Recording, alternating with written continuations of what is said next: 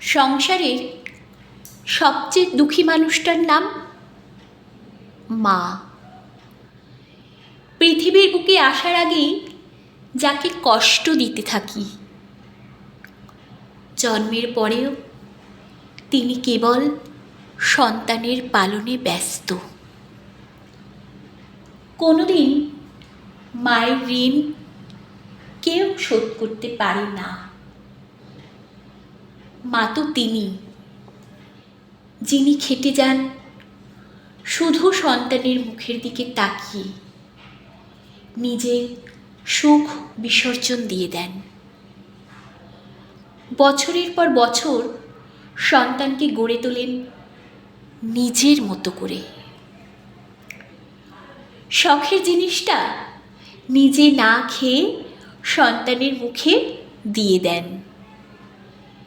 পৃথিবীর সব মমতার কাছে হার মেনে যাবে মায়ের মমতা। প্রাণপণে যেই সন্তানকে বাঁচিয়ে রাখতে নিজের স্বপ্নকে মাটির সাথে মিশিয়ে দেন, মায়ের রক্ত মাংস চুষে আমরা বড় হয়ে যাই। কিন্তু তারপর মা সন্তানের দিকে তাকিয়ে দেখে, এই তো সন্তান, মানুষ হলেই হলো। সন্তানকে নিয়ে কত স্বপ্ন দেখত। একদিন তার পৃথিবীটা নতুন করে সাজাবে এই সন্তান। দূর আকাশের চাঁদটা সবার জন্য উদিত হয়। কারো কারো আকাশে মেঘের আড়ালে ঢেকে যায় পূর্ণিমা চাঁদ, আর কারো আকাশে জ্যোৎস্নার আলোতে হাসে বিশ্ব। প্রতিটা ছেলে বা মেয়ের মায়ের কোলে জন্ম নেয় চাঁদের মতো হয়ে। কিন্তু সব ছেলে বা মেয়ের জন্মদাত্রী মায়েরা সন্তানের যত্ন পায় না।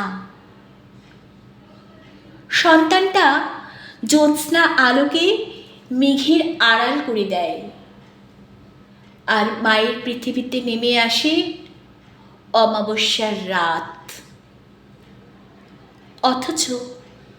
অথচ একদিন এই মা তাকে জগৎ দেখিয়েছে। মা তো তিনি, যাকে জন্ম দেন তাকে বদদুয়া করেন না। আমরা বদলে যাই, মা বদলায় না। আর কোনো ছেলে মেয়ে সেই খোলা আকাশের চাঁদ হয়ে মায়ের পৃথিবীকে আলোকিত করে। মা তখন বেঁচে থাকার স্বপ্ন দেখে। প্রতিটি মা চায় তার সন্তানেরা সৎ পথে থাকুক। নিজেদের স্বপ্ন ত্যাগ করে সন্তানকে গড়ে তোলেন সমাজের অপরাধী বানানোর জন্য নয়। আমরা ভুলে যাই মায়ের শিক্ষা। পৃথিবীতে যার মা নেই সে বুঝতে পারে তার পৃথিবীটা কত নিষ্ঠুর। সে টের পায় জীবনটা কেমন।